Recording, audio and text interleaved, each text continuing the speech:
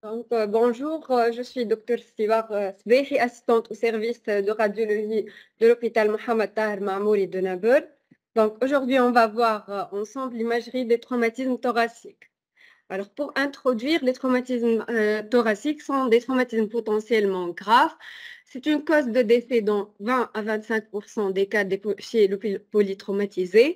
C'est la troisième cause de mortalité après le choc hémorragique et le traumatisme crânien.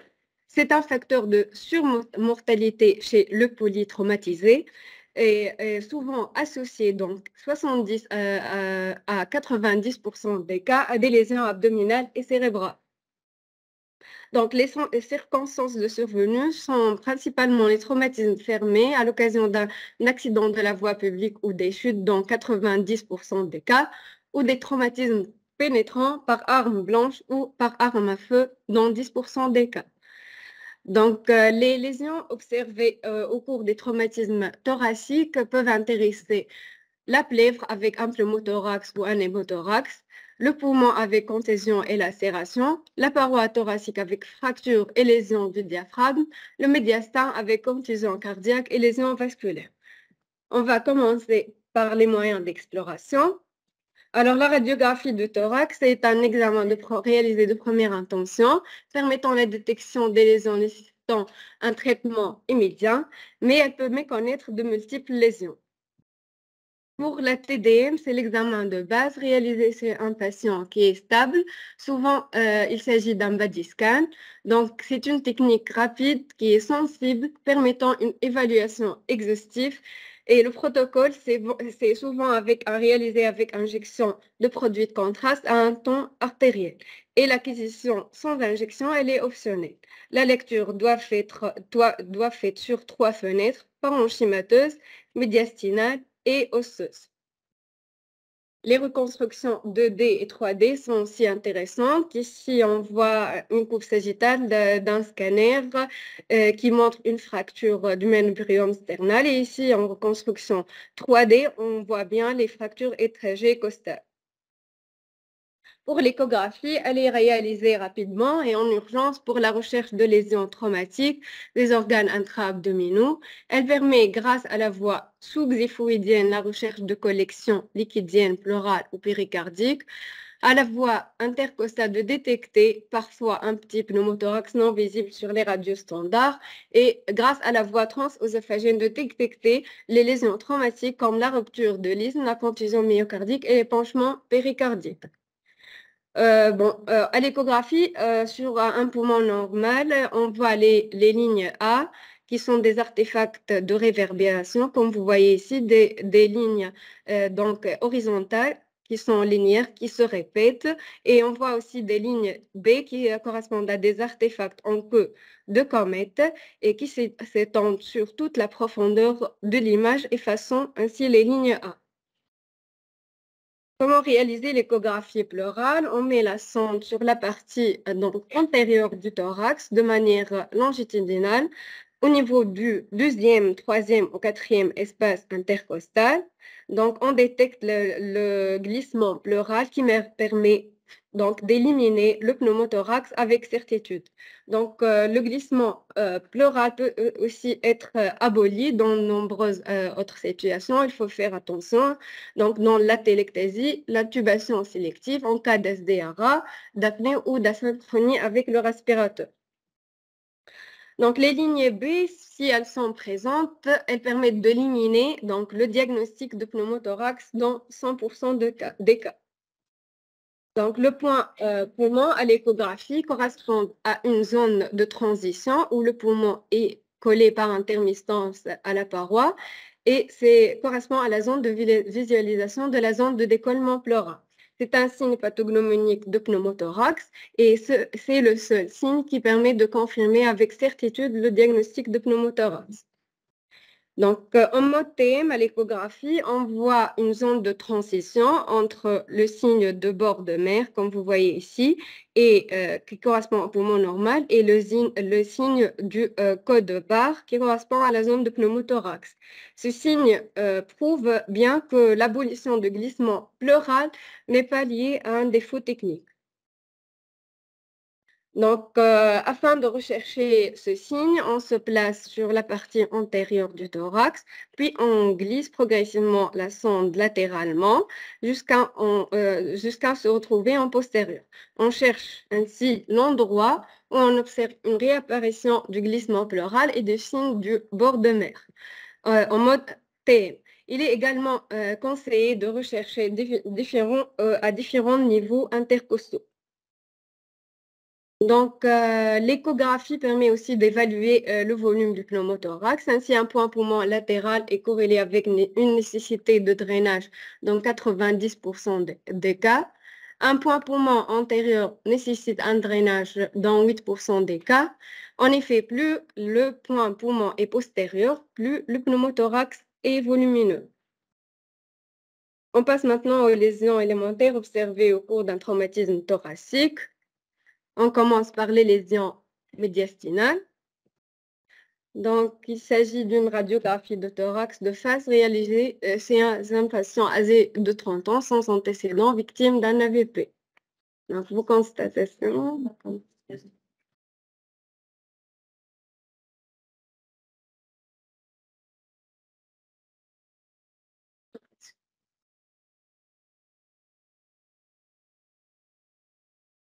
Oui. Oui. Élargissement. Hein? Suspicion diagnostic. Ah, smart.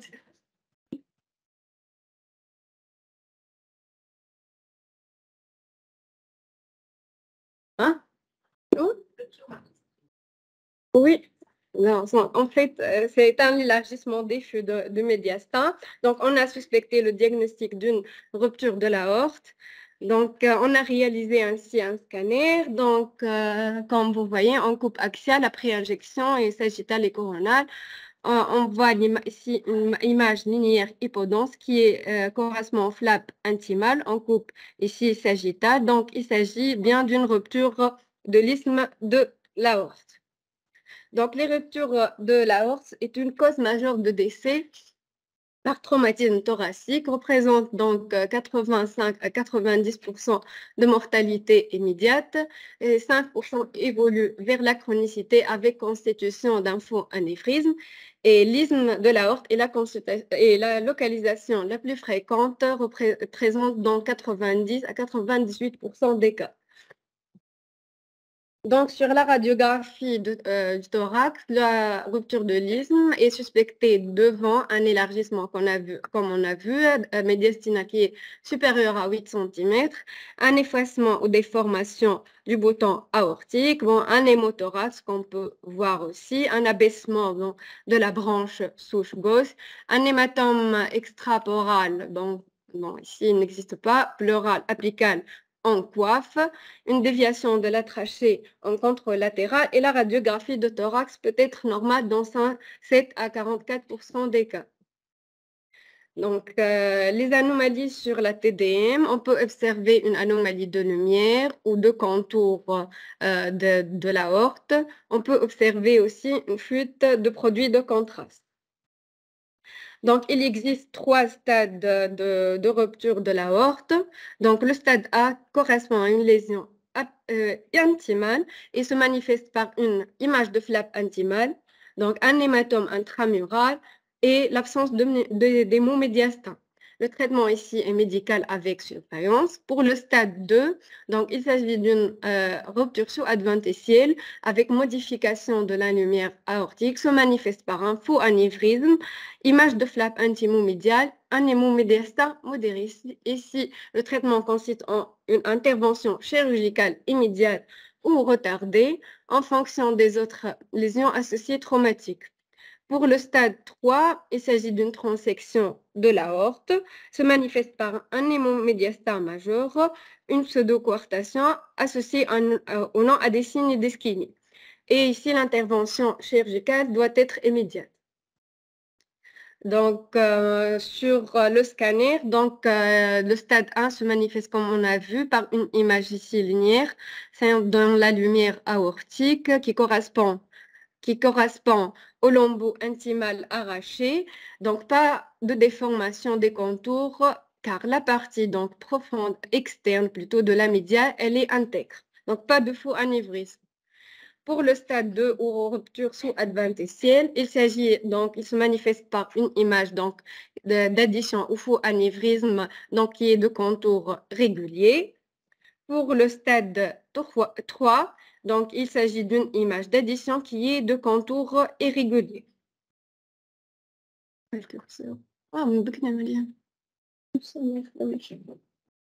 Pointeur, مش في بالي ولا في pointeur.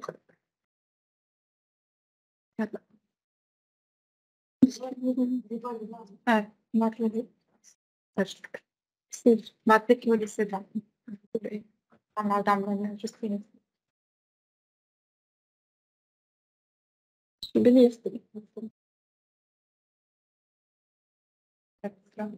ماشي pointeur laser. C'est bon. Merci. Donc, pour le stade 3, donc, il s'agit donc d'une image d'addition qui est de contour irrégulier. Les lésions cardio-péricardiques sont assez fréquentes mais volonté méconnue. Regroupent les lésions myocardiques ou contusions myocardiques, les lésions valvulaires, les lésions péricardiques avec épanchement ou déchirure péricardique. Donc, les contusions du myocarde représentent 15% des traumatismes thoraciques. C'est une lésion létale la plus fréquemment non diagnostiquée.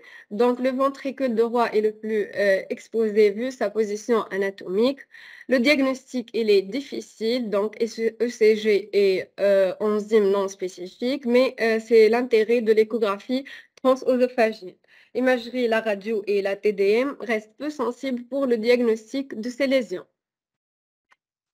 Les lésions péricardiques, il peut être donc un hémopéricarde, un pneumopéricarde, une déchirure qui peut s'accompagner d'une luxation du corps. Donc, le pneumopéricarde, il est rarement retrouvé au cours d'un traumatisme fermé. Donc, l'air atteint rarement le sac péricardique à travers l'espace périadventitiel des veines pulmonaires. Et sur la radio, on voit une image claire qui silhouette le cœur. La rupture trachéobronchique sont des lésions rares, mais de mauvais pronostic. Il peut s'agir d'une lésion punctiforme, linéaire, circonférentielle, et on peut aller jusqu'à une désunion complète. La localisation dans 80% des cas, c'est à moins de 2,5 cm au cours de la carène. Et la symptomatologie clinique, elle est souvent fruste et ou retardée. Donc, les signes cliniques d'orientation sont l'emphysème sous-cutané et l'hémoptysie. Les signes radiologiques, c'est le pneumothorax qui est persistant après drainage et le pneumomédiastin. La fibroscopie bronchique, elle doit être systématique, mais elle peut être négative au début à cause de l'œdème. Donc, comme vous voyez ici, le pneumomédiastin se manifeste par une image claire qui silhouettant le corps et le médiastin. Donc, le pneumomédiastin peut aussi se manifester sur la radiographie de thorax par le signe du diaphragme continu, comme vous voyez ici. Donc, les causes de pneumomédiastin peuvent être intrathoraciques avec rupture alvéolaire, rupture trachéobronchique, diffusion d'un emphysème pariétal ou extrathoracique par diffusion d'un emphysème cervical, d'un retrou pneumopéricarde ou d'un pneumopéritoire. Donc ici, un scanner réalisé chez un patient victime d'un AVP. Donc après injection en coupe axiale montrant une horizontalisation de l'axe du cœur en rapport avec une luxation cardiaque secondaire à une déchirure du péricarde. On passe maintenant aux lésions pulmonaires. Donc, la contusion parenchymateuse, elle est extrêmement fréquente. C'est le principal facteur de morbimortalité. Les anomalies apparaissent 4 à 6 heures après le traumatisme, donc plus de 70%, et toujours en moins de 24 heures. L'extension du dommage parenchymateux dépend de la sévérité du traumatisme. Donc, l'atteinte elle peut être uni ou multifocale, se manifeste sur la radio par des opacités qui sont homogènes, siégeant préférentiellement en regard des structures costales et vertébrales fracturées ou non. Donc, sur la TDM, elle se manifeste la contusion parenchymateuse par des opacités envers des polis qui sont mal limitées, confluentes, sans répartition anatomique particulière et généralement sans bronchogramme aérique associé. La lacération, c'est la conséquence de traumatisme fermé plus sévère. Elles sont l'expression d'une déchirure avec constitution d'hématocèles ou pneumatocèles. Donc, elles sont généralement associées à des hémoptysies, à un hémothorax et des contusions pulmonaires.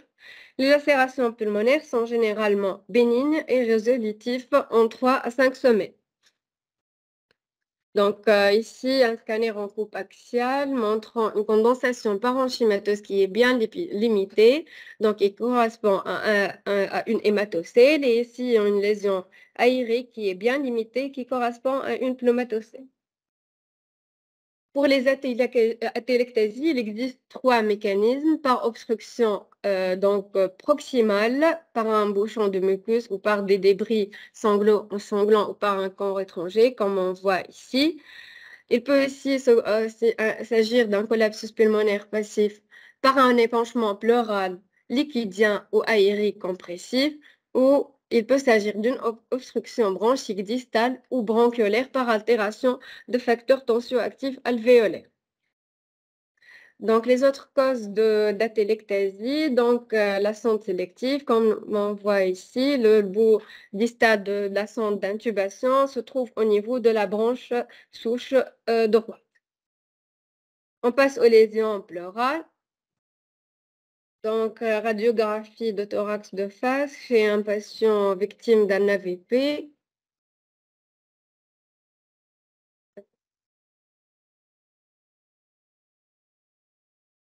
Hein?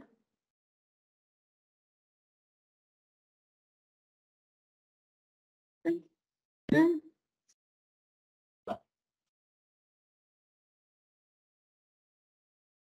C'est juste un CC. Pneumothorax avec moi, je noie cacao, hein? Hein? Pneumothorax fin. Ah? Gauche, hein? D'accord. Là, oui, déjà. Hein?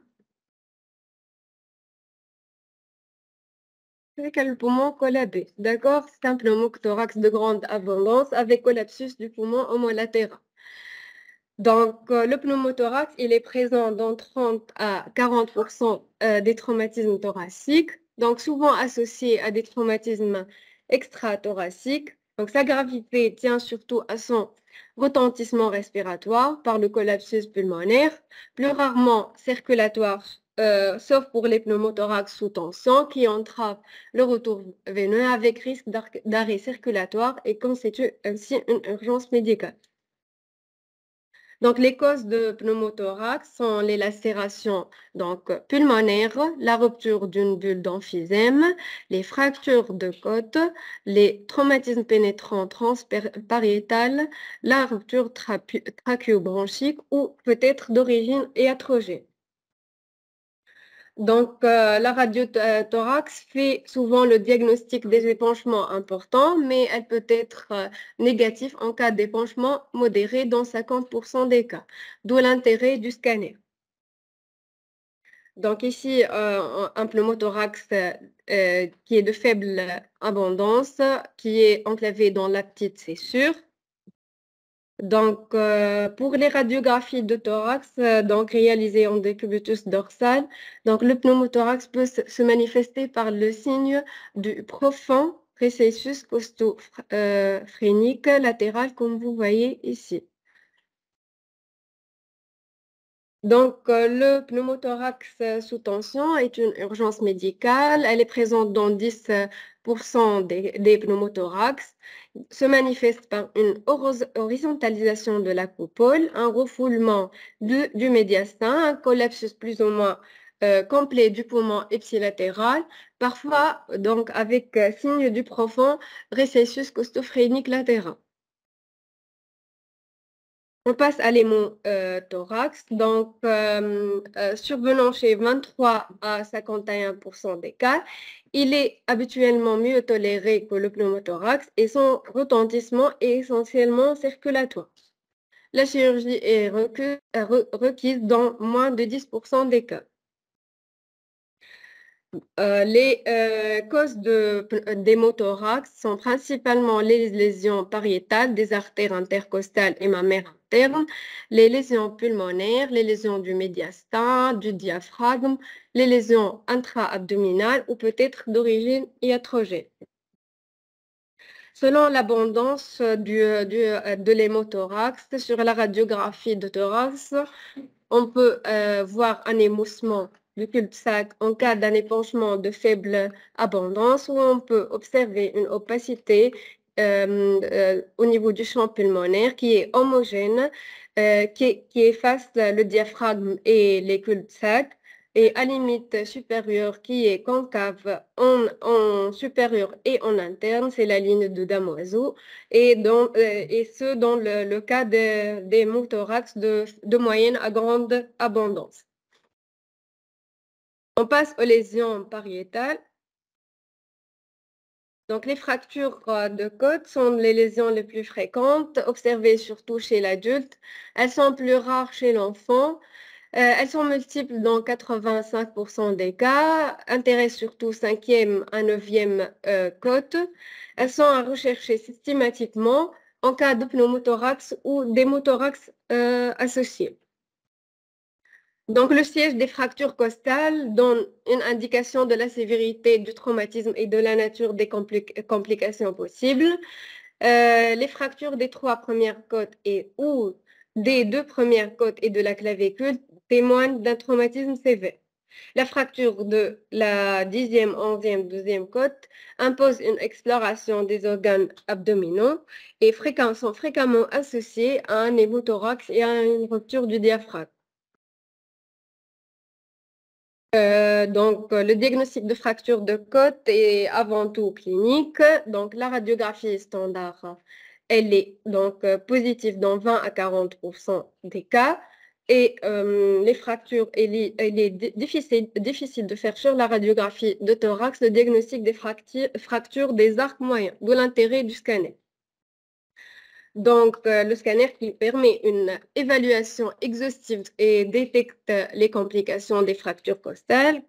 Donc, ici, découpe axiale d'un scanner en fenêtre osseuse, montrant fracture de l'arc antérieur, de l'arc moyen et de l'arc postérieur d'une côte.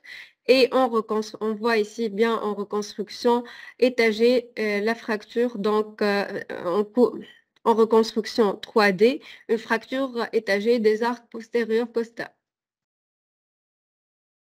Le volet costal, il est défini par une double fracture, par un double trait de fracture sur au moins 3 côtes adjacentes ou un trait sur 3 arcs antérieurs symétriques par rapport au sternum. Le diagnostic, il est facilité comme on a dit, par les reconstructions 3D.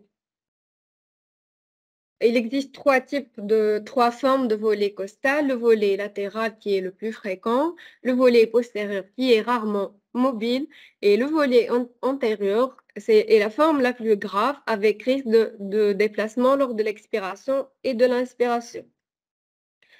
Pour les fractures de la clavicule, le diagnostic est le plus souvent clinique, mais il peut s'agir aussi d'une disjonction sternoclaviculaire. Donc, comme on voit ici sur la reconstruction donc 3D, on voit la disjonction sternoclaviculaire et en coupe coronale, on voit bien aussi la disjonction. Les fractures de l'omoplate, donc il peut s'agir aussi d'une dissociation scapulo-thoracique. C'est une lésion qui est rare. est la plus grave des lésions de l'omoplate, définie par une luxation latérale de l'omoplate. Donc, c'est un déplacement qui est supérieur à 2 cm de la ligne des apophyses épineuses en comparaison avec le côté contralatéral. Les fractures de ce sternum présentent dans 10% des traumatismes thoraciques fermés, fréquemment associés à un hémomédiastin, à des lésions vasculaires et du myocarde. Et c'est surtout le scanner qui fait le diagnostic des fractures de sternum. Ici, une reconstruction en 3D et un scanner en coupe sagittale qui montre bien la fracture du corps du sternum. Pour les fractures du rachis, sont souvent secondaires à un traumatisme grave à haute vitesse. Elles sont multiples dans 10% des cas. Ici, une coupe sagittale montre une fracture tassement du plateau vertébral supérieur sans recul du mur postérieur. Ici, un autre cas, donc on voit bien une fracture comminutive d'un corps vertébral avec recul du mur postérieur, une angulation associée à un hématome des parties molles prévertébrales. On passe aux lésions diaphragmatiques. Elles sont peu fréquentes, représentent dans 5% des cas des traumatismes thoraciques fermés. Deux mécanismes lésionnels sont associés, augmentation brutale de la pression intra-abdominale ou par écrasement basithoracique latéral. La localisation la plus fréquente est à gauche dans 75% des cas et 5% des cas peut être bilatérale. La région postéro-latérale de la coupole constitue le point de faiblesse. Donc, le diagnostic, il est le plus souvent méconnu à l'admission. La radiothorax, elle a une sensibilité de 75%, mais une spécificité qui est limitée de 35%. La TDM avec des reconstructions multiplanaires a une sensibilité de 78% et de 50% pour les ruptures diaphragmatiques gauche et droite respectivement, tandis que sa spécificité est de 100%. Donc, sur la radiographie de thorax, on peut voir une coupole qui est ascensionnée, déformée, d'aspect flou, une clarté digestive intrathoracique avec donc un hémothorax associé ou des fractures des dernières côtes associées. Sur la TDM, on voit bien la discontinuité donc, du diaphragme avec associé à une hernie des organes intra-abdominaux en intrathoracique, comme on voit ici, hernie, donc ascension du foie. Pour l'emphysème sous-cutané, le diagnostic, donc, il est souvent clinique. Et donc, sur la radio, on voit ici des clartés en projection des parties molles. Les causes donc d'emphysème sous-cutané peut être donc une effraction pariétale, une effraction pleuropulmonaire, une rupture alvéolaire, donc une effraction bronchique ou une rupture œsophagienne. Donc, pour conclure, donc, les traumatismes thoraciques sont traumatismes fréquents et potentiellement graves. La radio thorax initiale peut poser le diagnostic d'un drainage, peut indiquer un drainage urgent ou non. Le pneumothorax compressif est la première cause donc curable d'arrêt cardio-respiratoire et la TDM injectée est un examen essentiel pour le bilan lésionné. Merci pour votre attention.